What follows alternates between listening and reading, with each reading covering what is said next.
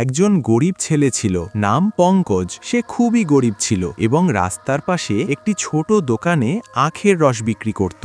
একদিন তার দোকানের সামনে একটি বাস এসে থামে। ও জুসওয়ালা ভাই, একটু রস দাও, আরও দাও, আমাদের পিপাসা মেটেনি। পঙ্কজ সবার জন্য পরিশ্রম করে টাটকা রস বানায়। আর কাউকে লাগবে? সবাইকে রস দিচ্ছি। সাহেব, আমার টাকাটা দিয়ে যান। মোট 200 টাকা হয়েছে। এই ছেলেটা জানে না কার সাথে কথা বলছে। 200 টাকা চাই, মারো একে 200 বার লাঠি। সবাই রস খেয়ে খুব খুশি হয়, কিন্তু কেউই তার টাকা দেয় না। যখন পঙ্কজ নিজের পাওনা টাকা চায়, তখন যজ্ঞ নামের এক গুন্ডা রেগে যায় এবং তাকে মারার আদেশ দেয়। না সাহেব, আমি শুধু আমার পরিশ্রমের টাকা চাই। যজ্ঞ এবং তার সাথীরা পঙ্কজকে নির্মমভাবে মারধর করে। পঙ্কজ যন্ত্রণায় চিৎকার করতে থাকে, কিন্তু আশেপাশে থাকা কেউই তাকে সাহায্য করতে এগিয়ে আসে না। মারধরের পর তারা পঙ্কজকে তুলে খাদের মধ্যে ফেলে দেয়। সেখানেই ধীরে ধীরে তার মৃত্যু হয়। কিন্তু মৃত্যুর পরেও তার কষ্ট আর অন্যায়ের আগুন নিভে না। পঙ্কজ এক ভয়ঙ্কর প্রতিশোধ পরায়ণ ভূতে পরিণত হয়। আমার সাথে যা হয়েছে তার হিসাব আমি নেব।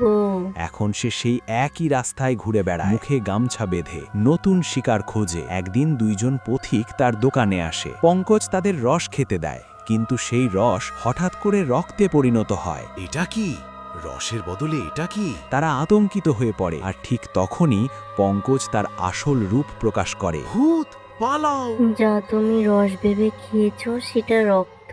এরপর সে তাদের আখের মেশিনে ফেলে নির্মমভাবে হত্যা করে। এভাবেই পঙ্কজ একে একে অনেক মানুষের ওপর প্রতিশোধ নিতে থাকে।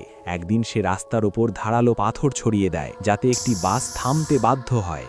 সবাই বাস থেকে নেমে যান, টায়ার পাংচার হয়েছে। ওই দেখো, সামনে জুসের দোকান, সেখানে গিয়ে রস খেয়ে আসুন। বাসের যাত্রীরা নেমে তার দোকানের দিকে আসে, আর পঙ্কজ আবারও তার ভয়ঙ্কর খেলা শুরু করে। সে একে একে সবাইকে হত্যা করে, কেউকে মেশিনে ফেলে, আবার কাউকে খাদের মধ্যে ঠেলে দেয়।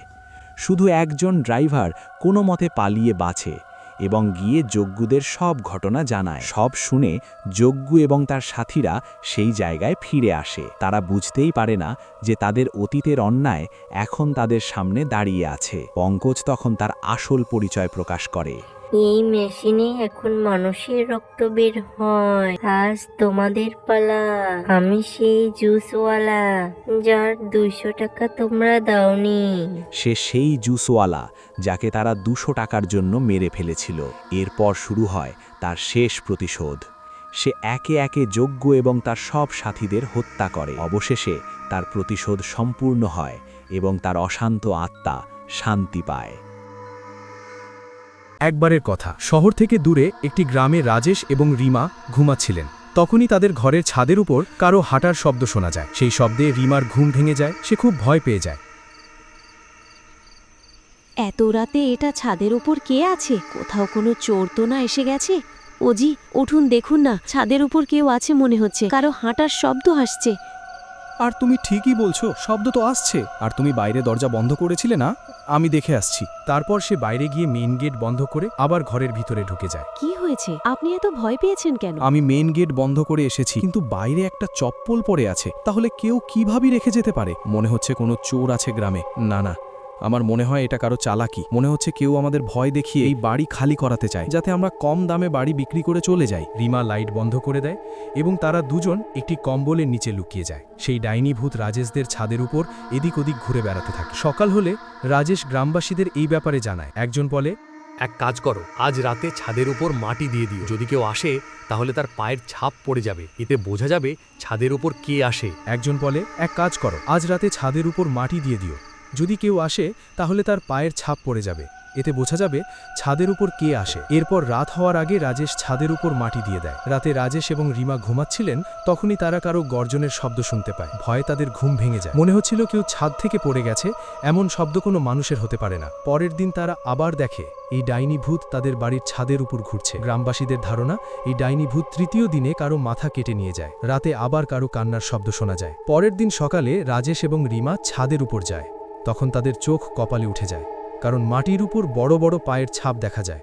আর সেই পায়ের ছাপগুলো উল্টো, মানে এটা কোনো মানুষ নয়। রাজেশ গ্রামবাসীদের নিয়ে আসে। গ্রামবাসীরা পায়ের ছাপ দেখে ভয় পেয়ে যায়। এরপর তারা বাড়ির চারপাশে পাহারা দেয়। রাত হলে আবার ছাদের উপর শব্দ হয়। সেই শব্দে তাদের ঘুম ভেঙে যায়। তখন তারা অন্য ঘরে যায় এবং সেখান থেকে দুটি পুতুল নিয়ে এসে বিছানায় শুইয়ে দেয়। তাদের উপর চাদর ঢেকে দেয় এবং সব লাইট বন্ধ করে দেয়। তারপর তারা দুজন বিছানার নিচে লুকিয়ে পড়ে। কিছুক্ষণ পরে দরজা ভেঙে ডাইনি ভূত ঘরের ভিতরে ঢুকে পড়ে। তারা দুজন বিছানার নিচে লুকিয়ে থাকে। তখন তারা ডাইনি ভূতের পা দেখতে পায়, যা উল্টো।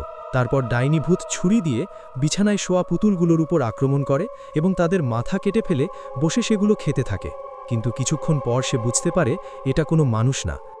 তোমরা আমার সাথে চিটিং করেছো, আমি তোমাদের গন্ধ পাচ্ছি। তোমরা এখানেই কোথাও লুকিয়ে আছো, আমাকে ছেড়ে কোথায় যাচ্ছ? তারা দৌড়ে বাইরে চলে যায় এবং বাইরে থেকে দরজা বন্ধ করে দেয়। তখন গ্রামবাসীরা মশাল নিয়ে সেখানে চলে আসে। ডাইনি ভূত জানালা দিয়ে সবকিছু দেখছিল। তারপর গ্রামবাসীরা মিলে ঘরটায় আগুন লাগিয়ে দেয়। এই ডাইনি ভূতকে শেষ করার একটাই উপায় আছে, ঘরটাকে আগুনে পুড়িয়ে দিতে হবে, না হলে এটা যে কোনো সময় বের হয়ে আসবে। তারপর গ্রামবাসীরা মিলে ঘরটায় আগুন লাগিয়ে দেয় এবং সেই ডাইনি ভূত আগুনে পুড়ে শেষ হয়ে যায়। এরপর গ্রামবাসীরা মিলে রাজেশদের জন্য নতুন করে ঘর তৈরি করে।